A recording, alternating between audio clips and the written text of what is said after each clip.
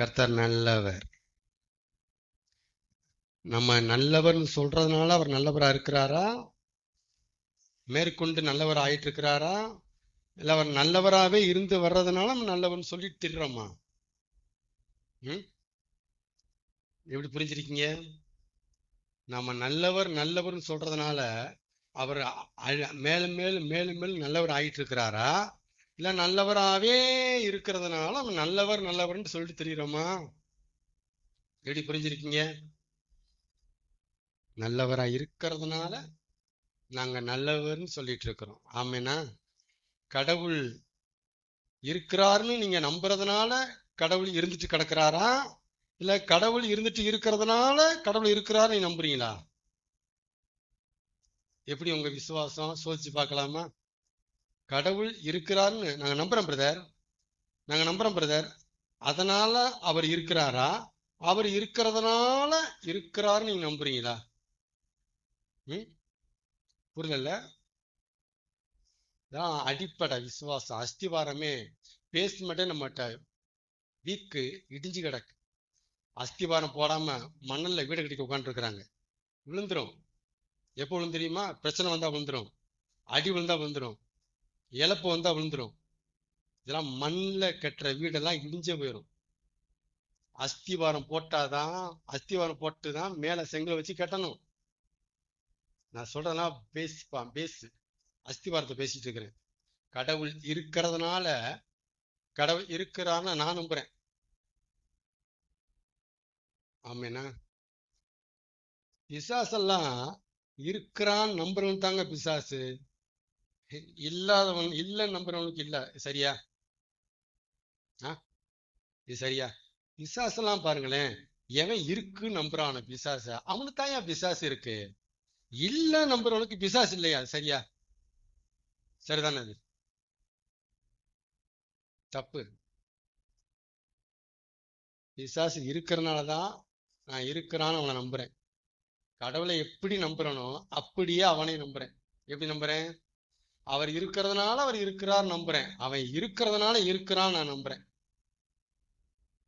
ஆமே. ஆனா எது சரின்னு தெரியுமா? இங்க வருங்க. கடவுள் கும்பிடுறவனுக்கு தான் பிசாசு கடவுள். அவனை கடவுள் கும்பிடாதவனுக்கு பிசாசு கடவுள் இல்லை. இது கரெக்ட், இது கரெக்ட், அது தப்பு. ஆமேன். எல்லாமே பேஸ், அஸ்திவாரம். கர்த்தர் நல்லவர். யோபு 13:15 அடிக்கடி வாசிக்கிற வசனம், பார்க்காம சொல்லலாமா? யோபு 13:15 பார்க்காம? பெரியவா என்ன கொண்டு போட்டாலும் அவா நல்லவான்னு நம்பிக்கையா இருப்பேன். இதான் யோபு சொல்றது. யோபுனுடைய இந்த விசுவாசம், யோபுனுடைய இந்த பார்வை, இந்த புரிதல் சில நேரம் லூஸ்தனமா இருக்கும், பைத்தியக்காரத்தனமா இருக்கும், மூளை இல்லாதவன் பேசுற மாதிரி இருக்கும். மூளை இருக்காடா, கொஞ்சமாவது மூளை இருக்காடா? யாரு ஒய்ஃப் கேட்டா மூளை இருக்கா உனக்கு? மூளை இருக்கா? எல்லாத்தையும் பிடிக்கிட்டாரு, பத்தாக்குறைக்கு ஆரோக்கியத்தையும் பிடிக்கிட்டாரு. ஒழுங்கா இருந்தாவது 4 காசு சம்பாதிச்சு சோறு போடுவேன். அதுவும் போச்சு, உள்ளதும் போச்சு, லொல்லக்கண்ணாம எல்லாம் போய் கிடக்கு. இப்ப நீ எங்களுக்கு வந்து செம கடை, உனக்கு இப்ப நான் சோறு நாங்க போட வேண்டியிருக்கு. இவ்வளவு வந்ததுக்கு அப்புறம் வாய் கிளிய சொல்றான், அவர் என்னை கொன்னு போட்டாலும் நம்பிக்கையா இருப்பேன். போடா லூசு பேல, லூசு பேல, மூளை இல்லாத பேல. அப்படி சொல்ற மாதிரி இருக்குல்ல? அப்படிதான் சொல்ற மாதிரி இருக்கு. நான் என்ன இருக்கேன், அப்படி அவனை யோபோ லூசுன்னு சொல்லாதீங்க, மூளை இல்லான்னு சொல்லாதீங்க. நீங்க எப்படி புரிஞ்சிருக்கணும்னா, அந்த அளவுக்கு ஆண்டவரை அவன் புரிஞ்சிருக்கான்னு அர்த்தம். இந்த நிலைமையில இருந்து ஆண்டவர் ஒருத்தர் பேசுறானா எழுதி வைங்க, நான் சொல்றது உண்மை. அந்த அளவுக்கு அவன் அவரை தெரிஞ்சு வச்சிருக்கான்னு அர்த்தம். அதான் அப்படி சொல்றான். ஆமேனா? நாம எடுத்தோனையும் கண்ணு இருக்கா காது இருக்கா இருக்கீங்க இல்லையா கேட்டோம்னாலே நாம என்ன என்ன பிளான், என்ன ஐடியானா அர்த்தம் என்னன்னா, நாம இன்னும் அவரை அறிஞ்சிருக்கலன்னு அர்த்தம். ஆமேன். மனப்பூர்வமா ஒத்துக்கலாமா? அத ஏதாவது உபத்திரம் வந்தா, கண்ணு இருக்கா ஆண்டவரே காது இருக்கா ஆண்டவரே. உனக்கு கண்ணு காது கொடுத்துருக்காருல்ல, இருக்கு. அப்புறம் கண்ணு காது எல்லாமே இருப்பாரு. உனக்கு கண்ணு காது இருக்குல்ல, பார்க்கணும், கேட்கணும் நினைச்சு உங்களுக்கு கண்ணையும் காதையும் கொடுத்தவருக்கு கண்ணு காது இல்லாம இருக்குமா? இதான் பைபிள் சொல்லுது. கண்ணை உண்டாக்கினவர் காணாரோ, காதை உண்டாக்கினவர் கேளாரோ. இதான் பைபிள் சொல்லுது. அப்ப நீ பார்க்கணும்னு நினைச்சு கண்ணை கொடுத்தாரு, நீ கேட்கணும்னு நினைச்சு காதை கொடுத்தவரு கேட்காம எப்படி இருப்பாரு? பார்க்காம எப்படி இருப்பாரு? அறி வேண்டாம்? பைபிள் கேட்குது, அறி வேண்டாம்? அவரு போய் கண்ணு இருக்கா காது இருக்கான்னு கேட்கிற. உண்மையிலேயே கண்ணு காது இருக்கிறவர்கள் இப்படி பேசுவோம் நம்ம. உண்மையிலேயே கண்ணு காது இருக்காது, அதை கும்பிடுவோம் கடவுளா? கும்பிடுறாங்களா? இது எப்படி பாருங்க, உல்டாவா இருக்கு. உலகமே உல்டாவா இருக்கு. இருக்கிறவருக்கு கண்ணு இருக்கா காது இருக்கான்னு கேட்கறாங்க, இல்லாததுக்கு கண்ணு காது இருக்குல்ல அப்படிங்கிறாங்க. கர்த்தர் நல்லவர். அதனால யோபுனுடைய ஃபெய்த் எனக்கு அடிக்கடி ஆச்சரியப்படுத்தும். இந்த வேர்டு பர்டிகுலர், அந்த வேர்டு இந்த நிலைமையில இருந்து யோபு சொல்றாருன்னா மூளை இல்லாதவன் கிடையாது, அவரை நல்லா அறிஞ்சவன், டேஸ்ட் பார்த்துருக்கான். அப்படிப்பட்ட ஒரு ஆளால தான் இப்படியெல்லாம் சொல்ல முடியும். ஆமென். அவரை கர்த்தரை நல்லா தெரிஞ்சுக்கிட்டு அவரை பத்தி பேசுகிறவர்களும் இருக்கிறாங்க. யாரை பத்தி? நீங்க வணங்குகிற, நீங்க கும்பிடுகிற தெய்வத்தை, கர்த்தரை, ஜீசஸ நல்லா புரிஞ்சு உள்வாங்கி கிரகிச்சு நாளும் விசாரிச்சு அலசி ஆராய்ஞ்சி ஒத்துக்கிட்டு கிரகிச்சுட்டு பேசுறவங்களும் இருக்கிறாங்க அவரை பத்தி. அவரை அறகுறையா அறிஞ்சுக்கிட்டு, எவரை? நீங்க வணங்குற கர்த்தரை அதுல பாதி இதுல பாதி, அங்கிட்டு கொஞ்சம் இங்கிட்டு கொஞ்சம், இதுல பிச்சு அதுல பிச்சு அறகுறையா புரிஞ்சுக்கிட்டு அவரை பத்தி பேசுறவங்களும் இருக்கிறாங்க. அதனால அவரை பத்தி பேசுறது எல்லாருமே கரெக்டா தான் பேசுறாங்க. நம்பிராதீங்க, தயவு செய்து. யூடியூப் எல்லாம் பார்த்தா பேசிட்டு இருக்கிறேன் நான். நம்பிராதீங்க, நம்பிராதீங்க. அவரை பத்தி எந்த பாஸ்டர் பேசினாலும் கரெக்டா தப்பு, அந்த முடிவுக்கு வராதிங்க. ஏன் ஏன் அந்த முடிவுக்கு வரக்கூடாது? பாஸ்டருங்க, அவர் தப்பா பேசுவாரா? எங்க காலையில அமெரிக்கால சாப்பிட்றாருங்க, மதியம் பிரான்ஸ்ல சாப்பிட்றாருங்க, நைட்டு இந்தியாவில் சாப்பிட்றாருங்க. எவ்வளவு பெரிய ஊழியக்காரர், தப்பா பேசுவாரா? நேத்து எங்க தெருவுல ஒருத்தர் உயிரோட எழுப்பிட்டார் அந்த பாஸ்டர், அவர் தப்பா பேசுவாரா? எங்க அவர் எவ்வளவு படிச்சுக்கலாம் தெரியுமா பைபிள் காலேஜ்ல, அவர் தப்பா பேசுவாரா? நம்ம வச்சிருக்கிற தராசெல்லாம் அப்படிதான் இருக்கு. நான் ஒரு காலத்தை வச்சு நானும் ஏமாந்து போனதுனால சொல்றேன், நான் இப்படி வச்சுக்க கூடாது. இது எல்லாமே கள்ளத்தராசு. இந்த தராசை வச்சு ஒரு ஆளை இடப்படக்கூடாது. ஆமேனா? ஆமை நம்பலாமா? இங்க வந்தாலே இப்படிதான் குண்டு குண்டா போடுவாரு, வெடிச்சுட்டே இருக்கும். கர்த்தர் நல்லவர். ஆமே. அதனால அவரை பத்தி பேசுற எல்லாருமே கரெக்டா பேசுறாங்கன்னு நம்பிராதீங்க, நம்பிராதீங்க. தப்பாவும் பேசுவாங்க. ஏன்? அவரை ஆழமா ஒழுங்கா நல்லா பக்காவா புரிஞ்சவங்களும் உண்டு, அறகுறையா புரிஞ்சவங்களும் உண்டு. இதே யோப இப்படி பேசினார் இல்லையா? இதே யோபு பேசுற தப்புன்னு பேசுற பிரசங்கமார்களும் உண்டு. இதே யோப அவரு தவறா பேசுறாருங்க. கர்த்தர் கொடுத்தார், கர்த்தர் எடுத்தார், என்ன ஒரு தப்பான ஸ்டேட்மெண்ட். கர்த்தர் நல்லவர், கர்த்தர் நல்லவர். இப்படி யோபையே குற்றவாளியா ஆக்கி ஜெயில தூக்கி போட்ட ஆட்கள்லாம் இருக்கிறாங்க. யாரு? உங்க கிறிஸ்துல இருக்கிறாங்க. அதான் சொல்றேன் நான், கவனமா இருங்க. ஆமென். கர்த்தர் நல்லவர். ஆபிரகாம்கிட்ட தேவன் உனக்கு ஒரு குமாரன் இருப்பான்டா, சாராள் உனக்கு ஒரு குமாரனை பெறுவாடா அப்படின்னு சொல்லும்போது ஆபிரகாமுடைய உடம்பு நல்லா இருந்துச்சு, சாராளுடைய கற்பம் சூப்பரா இருந்துச்சு, சாகல. ஆபிரகாமுடைய சரீரமும் செத்து போகல, சாராளுடைய சரீரமும் கற்பமும் செத்து போகல. எப்ப? உனக்கு ஒரு பையன் இருப்பான்டா தம்பி அப்படின்னு தேவன் இறங்கி வந்து ஆபிரகாம்கிட்ட இந்த வாக்குறுதியை கொடுக்கும்போது ஆபிரகாம் சூப்பரா தான் இருந்தான், உடம்பு நல்லா இருந்துச்சு, சாராளுடைய கற்பமும் செமையா இருந்துச்சு. சரிங்களா? ஆனா நம்ம தலைவர் அவங்க 2 பேரும் நல்லா இருக்கும்போது சொன்ன வாக்க உடம்பு செத்த பிறகு, கற்ப செத்த பிறகு நிறைவேற்றுறாரு. எத்தனை புரியுது? எப்ப அந்த வாக்க சொல்றாரு? நல்லா இருக்கும்போது. ஆனா சொன்ன வாக்கு எப்ப நிறைவேற்றுறாரு? விளங்காம போன போது. இதான் அவரை புரிஞ்சுக்கிட்டு பேசுறவன். இப்படி புரிஞ்சுக்கிட்டு பேசணும். அவர் சொன்ன வாக்கு ஒரு காலம், நிறைவேற்றுறது இன்னொரு காலமா இருக்கு. அதுல 2 காலத்திலயும் மாற்றம் நடந்திருக்கு. கவனிச்சு பாருங்க, மாற்றமா இருக்கு. ஆமாண்ணா. ஆபிரகாம்கிட்ட தேவன் இப்படி வந்து பேசும்போது, ஒரு ஒத்த பிள்ளைக்கு வழி இல்லை ஆபிரகாம்க்கு. அவன்கிட்ட வந்து பேசுறாரு, நீ திரளான ஜாதிகளுக்கு தகப்பனா இருப்பாய் அப்படிங்கிறாரு. ஆண்டவரே, ஒத்த பிள்ளைக்கு வழி சொல்லுங்க. டேய், நீ ஒத்த பிள்ளையை பேசுற, நான் மொத்த பிள்ளையை போய் பேசிட்டு இருக்கிறேன், நீ ஒத்த பிள்ளையை பேசுறதை விடு அப்படிங்கிறாரு. மொத்த பிள்ளைய வச்சு பேசிட்டு இருக்கிறாரு ஆபிரகாம்கிட்ட. உடனே பைபிள் சொல்லுது, ஆபிரகாம் நட்சத்திரம் காட்டி பேசுறாரு, கடற்கரை மண்ணை காட்டி பேசுறாரு. உடனே ஆபிரகாம் விசுவாசித்தான், தேவன் அதை அவனுக்கு நீதியாக எண்ணினார் அப்படி வசனம் பைபிள் வருது. நீதியாக எண்ணினார். அப்ப நமக்கு என்ன ஆச்சரியப்படுத்துதுன்னா, டே ஆபிரகாம், எப்படிப்பா உன்னால் நம்ப முடிஞ்சுச்சு? நீ ஒத்த பிள்ளைக்கு வழி இல்லையப்பா. அதை பத்தி பேசினா ஏதோ கொஞ்சம் ஆறுதலா இருக்கும். அவர் மொத்த பிள்ளையை பேசுறாரப்பா, எப்படிப்பா நம்பின ஆபிரகாம்? நட்சத்திரத்தை காமிச்சதெல்லாம் நம்பிட்டியா?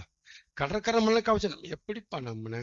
ஆச்சரியமா இருக்கடா ஆபிரகாம், ஃபெய்த் ஆச்சரியப்படுத்துது. ஒண்ணு ஆபிரகாம், அதனாலதான் என்ன விசுவாசத்தின் தகப்பன்னு சொல்றாங்க அவரு.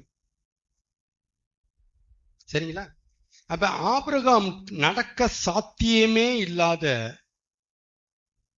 ஒரு விஷயத்த ஆபிரகாம்கிட்ட தேவன் சொல்லும் போது, ஆபிரகாம் அதை நம்புனது நம்மளை ஆச்சரியப்படுத்துது. உண்மைதானே? எப்படிப்பா நம்ப முடியாதுப்பா, நீ எப்படிப்பா நம்புன? சரிங்களா? நடக்க சாத்தியமே இல்லாத விஷயத்த ஆபிரகாம் சொன்னா நமக்கு ஆச்சரியமா இருக்கு. இன்னொன்னு சொல்றேன், சொல்ல சாத்தியமே இல்லாத ஒரு விஷயத்த தேவன் சொல்றாரு. சொல்ல சாத்தியமே இல்லை. தேவன் இப்படி சொல்ல சாத்தியமே இல்லை. ஒரு நல்ல தெய்வம் இப்படி சொல்ல சாத்தியமே இல்லை. அந்த விஷயத்த ஒரு நல்ல தெய்வம் ஆபிரகாம் சொல்றாரு, ஈசாக்க கொலை செய். எப்படி ஆபிரகாம் நம்பின? யாராவது யோசிச்சோமா? யாராவது யோசிச்சோமா? ஒரு நல்ல தெய்வம் வாயிலிருந்து வர்ற வார்த்தையா அது? ஆபிரகாம் என்ன செய்யற, பழுத்திச்சது போதும், இங்க வா, இந்த ஈசாக்க கொடுத்தம்தியா? ஆமா ஆண்டவரே, உமது புதல்வன் இதோ இருக்கிறான், அவனை கொண்டு போய் கொலை செய். எப்படி ஆபிரகாம் பண்ண? யோசிச்சோமா அன்னைக்காவது? நடக்க சாத்தியம் இல்லாத விஷயத்த சொல்லும் போதே ஆண் பழத்தம், இவர் சொல்ல சாத்தியமே இல்லாத விஷயத்த சொல்றாரு. யோசிச்சோமா? முயற்சி பார்த்தோமா? இந்த சத்தியத்தை, இந்த உண்மைய என் பையன்ட்டு இருந்து கத்துக்கிட்டேன். அவன் தான் எழுதி வச்சிருக்கான். அதை நிறைய எழுதி வச்சிருக்கிறான், ஆனா வெளியே தான் வரல. சரி, நம்ம மூலமா வெளியே வந்துட்டு இருக்கு. கவனிச்சீங்கன்னா எவ்வளவு தாட்டு பாருங்க, வெளிச்சம் எப்படி வருது பாருங்க. இந்த வயசுல எப்படி வெளிச்சம் வருது பாருங்க. நான் யோசிக்கணும். பெரியவங்களுக்குலாம் வெளிப்படாத வெளிச்சம், எனக்குமே தெரியாது, இந்த ஆங்கில வரல. நல்லா புரிஞ்சுக்குங்க. இதை நம்ம யோசிக்கவே இல்லை பாருங்க. இப்பெல்லாம் யோசிச்சோமா? எப்படி ஆபிரகாம் நீ நம்புன? ஏய் என்னப்பா அது, தவமா இருந்த பெத்த பிள்ளை போய் கொலை செய்ய சொல்ற ஒரு ஆளு எப்படி செஞ்ச ஆபிரகாம்? அதாவது திரளான ஜாதிகளுக்கு தகப்பனாவாய் அப்படின்னு ஆண்டவர் சொல்லும் போது, ஒத்த பிள்ளைக்கு வழி இல்லாம இந்த ஆபிரகாம் விசுவாசிச்சது விசுவாச தகப்பன் நம்ம நினைச்சிட்டு இருக்கிறோம். இப்படி ஒண்ணு சொல்றாரு பாருங்க, கொலை செய்யணும். அதையும் மனுஷன் கேட்டுட்டு கொலை செய்யறதுக்கு போயிட்டான் பாருங்க, அதான் விசுவாசின் தகப்பன். அங்கதான் நான் ஆபிரகாம் நிப்பாட்டணும். இவன் தான் விசுவாசின் தகப்பன். இந்த விசுவாசம் எப்படி ஆச்சு? அது எப்படி? ஆண்டவர் கொடுத்துவிட்டு ஆண்டவர் கொலை செய்ய செல்வாரா? இது பேசுகிறது கர்த்தர் இல்ல, பிசாசு சொன்னானா? சொல்லலாம்ல, ஏன் சொல்லல? கவனிச்சிங்களா? படிச்சுட்டே போகக்கூடாது, கொஞ்சம் நிறுத்தி வேடிக்கை பார்க்கணும். சம்பவத்தை கொஞ்சம் வேடிக்கை பார்க்கணும், வாய் பார்க்கணும். சொல்லுங்க, பைபிள்ல சம்பவத்தை படிச்சுட்டே போகக்கூடாது, நின்று வேடிக்கை பார்க்கணும், இல்லைன்னா வாய் பார்க்கணும். இங்க வாய் பார்க்க மாட்டோம், எல்லாத்துலயும் வாய் பார்ப்போம். எங்க வாய் பார்ப்போம்? பைபிள் சம்பவத்துல அது எடுத்தோமா 2 வசனத்தை படிச்சோமா 5 நிமிஷம் ஆச்சா 2 நிமிஷம் ஆச்சா இஷ்டமே சாதிஷ்டமே நோ நோ. ஆமென்.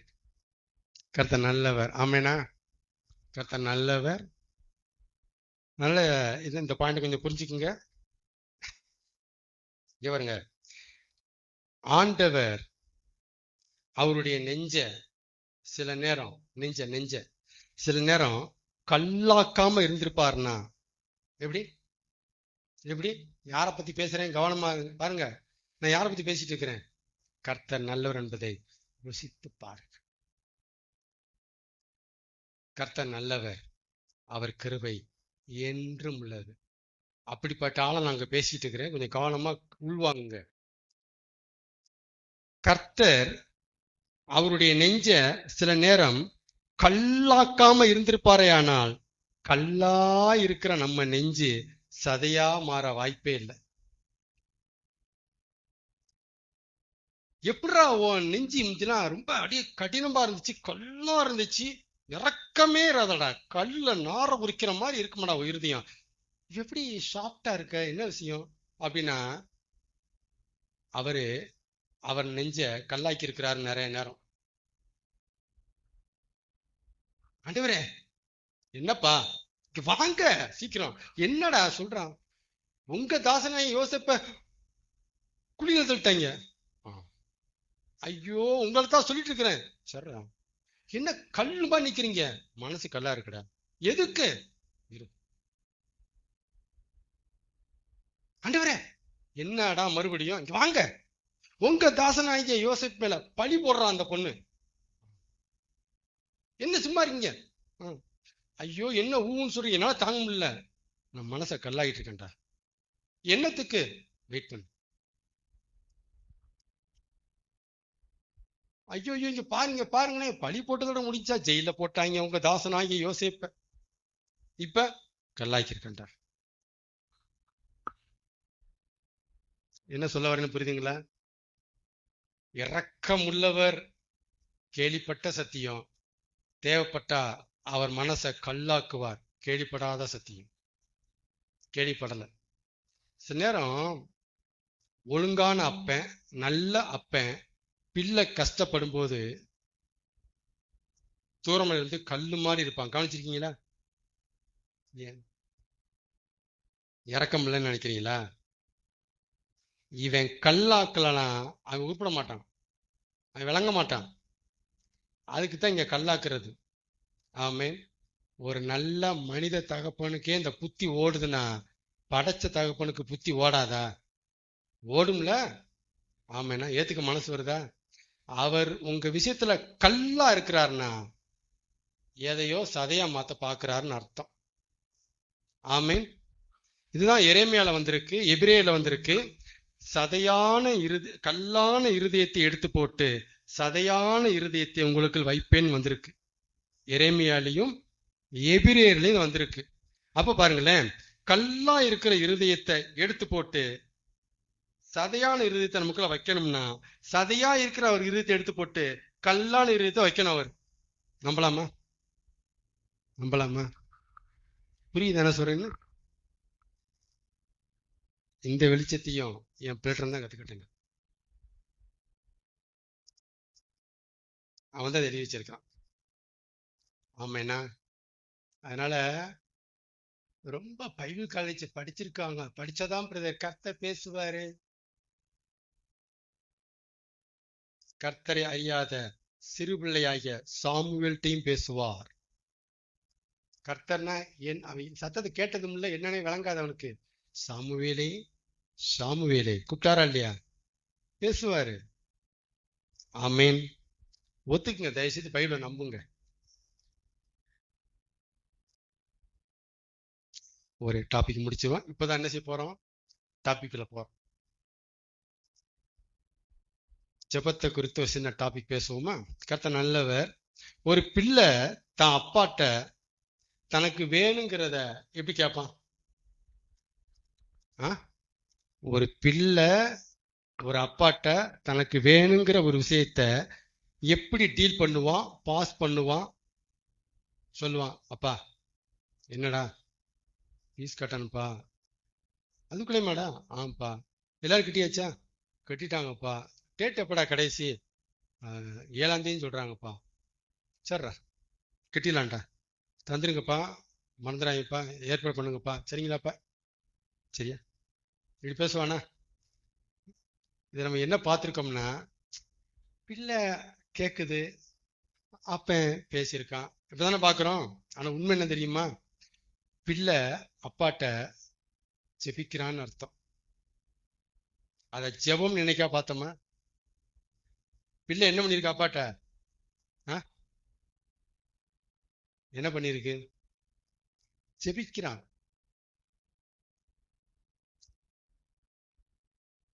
நம்ம தேவைகளை ஒரு ஆள்கிட்ட கேட்கிறோம், சொல்றோம் அப்படின்னா அதுக்கு என்ன அர்த்தம்? நம்ம நம்ம காரியங்களை அவட்ட சொல்லி ஜெபிக்கிறோம்னு அர்த்தம். நம்ம இத புரியாததுனாலதான் ஜெபத்தை போட்டு கண்ணா பின்னான்னு பண்ணி வச்சிருக்கிறோம். கிறிஸ்தவத்துல ஜெபத்தை அலங்கோலமா பூதமா மாத்தி வெளியே பாட்டி வச்சிருக்கோம். ஜெபம், ஜெபம் என்னன்னு தெரியல. ஒரு பிள்ளை அப்பாட்ட ஜெபிக்கிறான், ஒரு மனைவி கணவன்கிட்ட ஜெபிக்கிறா, ஒரு தொழிலாளி முதலாளிகிட்ட ஜெபிக்கிறான். நம்ப முடியுதா? வீட்டுல குடியிருக்கிறவங்க ஊர் தலைவர்கிட்ட ஜெபிக்கிறாங்க. அப்ப ஜெபம் எல்லாமே நமக்கு கைவந்த கலை, தண்ணி பட்ட பாடு. ஜெபிக்காத மனுஷனே உலகத்துல இல்ல, ஒத்துக்கலாமா? ஜெபம் செய்யாத, ஜெபிக்காத ஒரு மனுஷன் கூட உலகத்துல இல்ல. ஒரு பிறந்த குழந்தை அம்மாட்ட பாலுக்கு ஜெபிக்குது.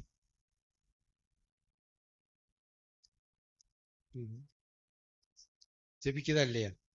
ஜெபம்னா என்னது?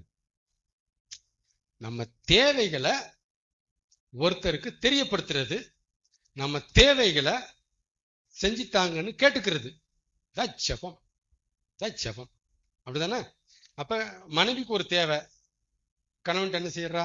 தெரியப்படுத்துறா, கேட்டுக்கிறா. அப்ப மனைவி என்ன பண்ணியிருக்கிறா? கணவன்கிட்ட ஜெபிச்சிருக்கிறா, ஜெபிக்கிறா. இதேதான் தொழிலாளி, முதலாளி, இதேதான் பிள்ளாப்ப, எல்லாத்துக்கும் இதான். கரெக்டா? இப்ப ஜெபம்னா என்ன புரிஞ்சு போச்சா? ஜெபம்னா தெரிஞ்சு போச்சா? அப்ப நீங்க ஜெபிக்காதால் கிடையாது. எல்லாருமே முஸ்லீம் ஆகட்டும், இந்துவாகட்டும், நாத்திகனாகட்டும், எல்லாருமே உலகத்துல ஜெபிக்கிறவங்க. ஆமீன். ஆனா பாருங்களேன், கடவுள்கிட்ட ஜெபம் பண்ணும் போது மட்டும்தான், கடவுள்கிட்ட ஜெபம் அப்படின்னு வரும்போதுதான் ஒரு பிள்ளை அப்பாட்ட எப்படி ஜெபிக்கிறானோ அந்த ஸ்டைல ஜெபிக்கிறதே இல்லை. ஒரு மனைவி தன் கணவன்கிட்ட எப்படி ஜெபிக்கிறாளோ அந்த ஸ்டைல ஜெபிக்கிறதே இல்லை. ஒரு தொழிலாளி ஒரு முதலாளிகிட்ட எப்படி ஜெபிக்கிறானோ அந்த ஸ்டைல ஜெபிக்கிறது இல்லை. என்ன சொல்றேன் புரியுதுங்களா? நம்ம ஜெபிக்கிறோமா? கடவுள்கிட்ட, கர்த்தரை நோக்கி, ஆண்டவர் நோக்கி, தேவனை நோக்கி ஜெபம் பண்ணும் போது ஒரு மனைவி தன் கணவன்கிட்ட பேசி தெரியப்படுத்துற மாதிரியா பேசுறா? கைதுக்குங்காடி சொல்றவங்க யாராவது? நான் என் கணவன்கிட்ட எனக்கு ஒரு தேவைன்னா நான் எப்படி கேட்பேனோ, எப்படி டீல் பண்ணுவேனோ, எந்த ஸ்லாங்கு, எந்த ஸ்டைல பயன்படுத்துவேனோ அப்படித்தான் என் ஆண்டவர் சமூகத்துல நான் அப்படித்தான் அதே மாதிரிதான், கொஞ்சம் கூட பிட்டு மாறாது, அச்சசலா நான் கேட்கிறேன்னு சொல்றவங்க கை தூக்குங்க. ஏன் கேட்க மாட்டேங்கிறோம்? நமக்கு கத்து கொடுத்ததெல்லாம் ஜெபத்தை வேற மாதிரி கத்து கொடுத்துருக்குறாங்க. நம்ம ஆல்ரெடி ஜெபிக்கிறவங்க நமக்கு தெரியாம நமக்கு தெரியாம வாழ்ந்துட்டு கிடக்கிறோம். ஆல்ரெடி ஜெபிக்கிறவங்க நம்ம. எங்க ஒரு ஒய்ஃபு ஹஸ்பண்ட கேட்கிறா, அதே ஒய்ஃபு தன்னை படைத்த படைப்பாள்கிட்ட கேட்கிறா. இவ்வளவுதானங்க, தானங்க ஜெபம். ஜெபம் நான் கேட்கறதானங்க ஜெபம். இங்க வந்தா மட்டும் வேற வேஷம் ஏன் போடுறீங்க? கடவுள்கிட்ட, ஆண்டவர்கிட்ட உன்னை கேட்கும்போது மட்டும் ஏன் உங்க ஸ்லாங்கையே மாத்துறீங்க?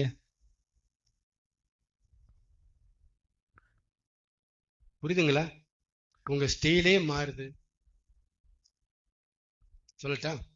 சரி, புரியுற மாதிரி சொல்லுவோமே. மனைவி தனக்கு ஒரு தேவை இருக்கு, கணவன்கிட்ட சொல்றா, என்னங்க என்னங்க பாருங்களேன்,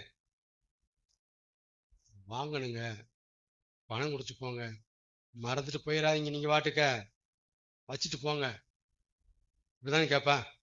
ம் சரி, உங்களுக்கு இப்ப தேவைப்படுது, பணம் தேவைப்படுது, இதே தான் ஆண்டு எப்படி பேசுவீங்க? சூத்திரம் ஆண்டவரே, சூத்திரம், நீ நாள் அவர் சூத்திரமா நாள், அப்படிதான் பேசுறீங்க, அப்படிதான் ஜெபிக்கிறீங்க நீங்க, அப்படிதான் சரியாது. நீ எப்படி பேசணும்? நீ ஆண்டவர்கிட்ட எப்படி பேசணும்? உங்களுக்கு தேவையைத்தானே சொல்ல வந்திருக்கீங்க. அந்த தேவையை சொல்றதுக்குள்ள எத்தனை சோத்திரம், எத்தனை அல்லேலூயா, எத்தனை ஆமே, கவுண்ட் பண்ணி பாருங்க. நீங்க சொன்ன தேவை அவருக்கே தெரியுமா தெரியாது, அந்த மாதிரி ஆயிரும்.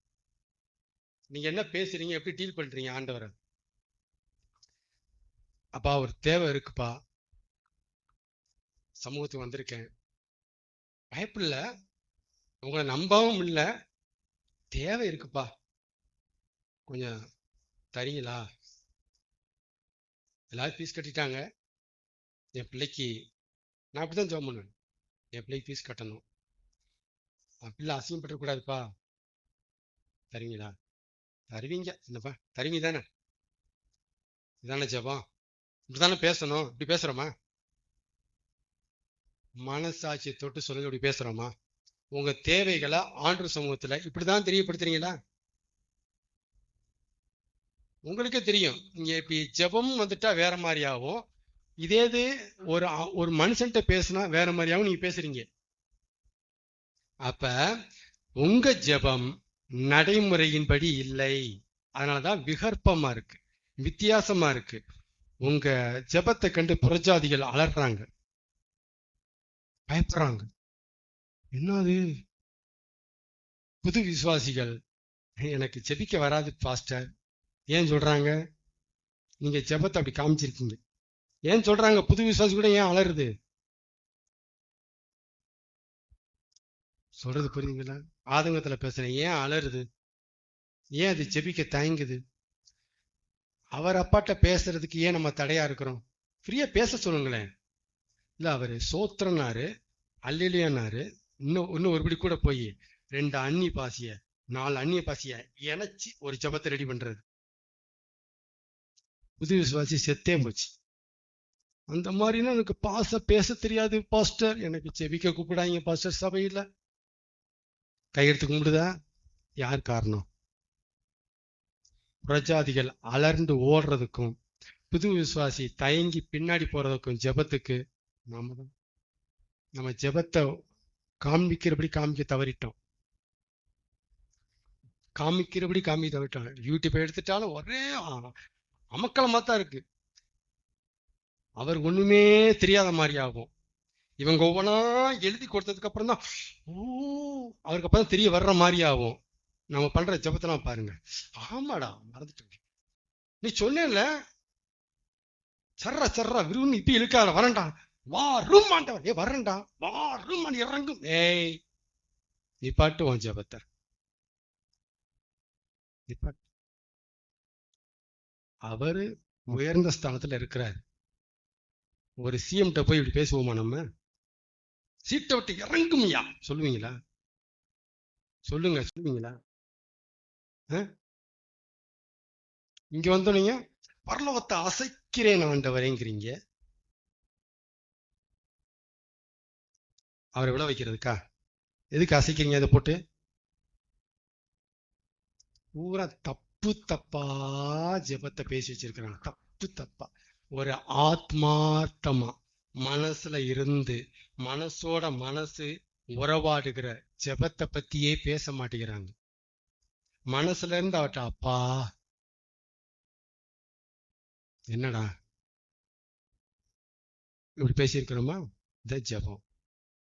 ஒரு தகப்பன் பிள்ளை எப்படி உரையாடுவாங்க, உரையாடல் எப்படி இருக்கும், கான்வர்சேஷன், அதுதான் ஜெபம். அப்படிதான் ஜெபிக்கணும். அப்பா அடி தாங்க முடியல, வலிக்குது பாருங்க, இதான் ஜெபம். அண்ணா இப்படிதான் ஜெபிச்சா, சாமுவேல்லையே இப்படிதான் ஜெயிச்சா. மனசுக்குள்ள குமுறா, இருதயத்தை ஊத்துனா, அதான் ஜபம். ஆமென். புரியுதா? உள்ள போயிருக்கா? ஜபத்தை மாத்திரலாமா? முதல்ல ஜபம்னா என்னன்னு புரிஞ்சுக்குங்க. நாம எல்லாருமே ஜெபிக்கிறோம். ஆனா ஆண்டவர்கிட்ட வரும்போதுதான் வேற ஆளா மாறிடுறோம். வேற மாதிரி செயற்கையா ரெடி பண்ணி நம்ம பார்த்துக்கிட்டதை வச்சு கேட்டதை வச்சு அதே மாதிரி அதே பாணிய பேட்டர்னை ஃபாலோ பண்றோம். டோட்டலா ராங். இயேசு கிறிஸ்து ஜெபம் பண்ணாரு யோவான் 17. இதே வாசிக்கும் நேரம் இல்லை. யோவான் 17 எடுத்து போய் படிச்சு பாருங்க. ஜீசஸனுடைய செம பிரேயர் அங்க பதிவாயிருக்கு. ஒண்ணு கூட நீங்க பண்ற ஜபத் மாதிரி இருக்காது. ஒரு இடத்துல கூட நீங்க பண்ற ஜபத்தினுடைய சாயல் கூட அதுல பார்க்க முடியாது. நான் கேரண்டியா சொல்றேன். ஜீசஸை விட நீங்க புதுசா கண்டுபிடிக்கிறீங்களா ஜபம் என்ன அழகா பேசுறாரு. அப்பா, நான் இப்ப அங்க வர்றேன், இவங்க இங்க இருக்கிறாங்க, நான் இங்க இருக்கிற வரைக்கும் உம்முடைய நாமத்தினால உங்க பேரை வச்சு நான் பாத்துக்கிட்டேன். இப்ப நான் அங்க வர்றேன், நீங்க பாத்துக்குங்க. நான் அங்க வந்த பிறகு இவங்களும் என் கூட இருக்கணும்னு ஆசைப்படுறேன். ஒரு இடத்த ஆயத்தமாக்கி இவங்களும் என் கூட இருக்கணும். அந்த மகிமைய நான் இவங்களுக்கு தந்திருக்கேன். நீங்க எனக்கு கொஞ்சம் கவனிச்சு பாருங்களேன். எப்படி பேசுறாருங்க, அதான் ஜபம். எப்படி பேசுறாருன்னு கவனிங்க. எலியா எப்படி ஜெபிச்சாருன்னு பாருங்க. ஆக்ரோஷமான ஜபம் தான். அவன் பேசிட்டு, என்னை கேட்டர்லும், நான் ஒத்தாளா நிக்கிறேன், 400 பேருக்கு மேல எதிர்கட்சி ஓடிட்டு இருக்கு, நான் ஒரே ஒரு ஆள் கர்ம பருவத்தில் இருக்கேன், ஒத்தாள் உங்களை நம்பி ஒரே ஒரு ஆள் நிக்கிறேன், என்னை கேட்டர்லும், என்னை கேட்டர்லும். இதான் பிரேயர். ஆக்ரோஷமான இடத்துல கூட பிரேயர் பாருங்க. கான்வர்சேஷன், உரையாடல் என்னமா போயிட்டு இருக்கு. இப்படி பார்த்தோமா? அத நம்ம இப்படி ஜெபிக்க மாட்டேங்கிறோமே. ஆமே. ஜெபத்தை புரிஞ்சுக்கிட்டீங்களா? ஏன்னா எனக்கு தெரியும், ஜெபத்தை கை வச்சா ஸ்திரீகளின் கூட்டம் அடிக்க வந்துருவாங்க. எனக்கு தெரியும். ஜெபத்தையும் ஸ்திரீகளையும் பிரிக்க முடியாது. தெரிஞ்சுட்டு தான் பேசுறேன் நான். அதனால ஜெபத்தை நான் சொல்ற மாதிரி புரிஞ்சுக்குங்க. ரைட் வே, சரியான டீச்சிங். ஆண்டவரையும் உங்களையும் கனெக்ட் பண்ண பாக்குறேன். அவர் ஏதோ உயர் அதிகாரி மாதிரியாவோ, நீங்க ஏதோ குற்றம் செஞ்ச கயவன் மாதிரியாவோ அப்படி பார்க்க கூடாது. ஜெபத்தை உங்க அப்பா பேசுங்க, போய் உரிமையா பேசலாம். அதுக்காக உதறி உதறி பேசக்கூடாது. போய் என்ன பேசணும்? உரிமையா பேசணும். ஆனா எப்படி பேசக்கூடாது?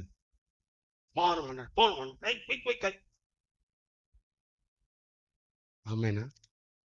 இதெல்லாம் சொல்ற மாதிரி ஆயிப்போச்சு. சொல்ற இடத்துல கிறிஸ்தவம் இருக்கு, வேற வழி இல்லாம சொல்ல வேண்டி வருது. ஆமேனா? உங்க நல்லதுக்காக ஆண்டு பேசுறாரு. ஜெபத்தை, ஜெப நேரத்தை மாத்திருங்க. நான் சொல்ற மாதிரி மாத்திருங்க. ஆமேன். மனசுல இருந்து ஒரு ஆளு உங்க முன்னாடி நின்னா எப்படி பேசுவீங்க அப்படி பேசுங்க. ஜெபத்துக்கு போனீங்கன்னா ஒரு நபர் உங்க முன்னாடி இருந்தா உங்க தேவைகளை எப்படி சொல்லுவீங்களோ அப்படி சொல்லுங்க. நீங்க சொல்றத பார்த்தா அங்க அவர் இல்லாத மாதிரியே இருக்கு. காத்துல வெற்றிடத்துல பேசுற மாதிரி உங்களுடைய அரட்ட சத்தம் இருக்கு. அப்படி இருக்கக்கூடாது. ஆமேனா?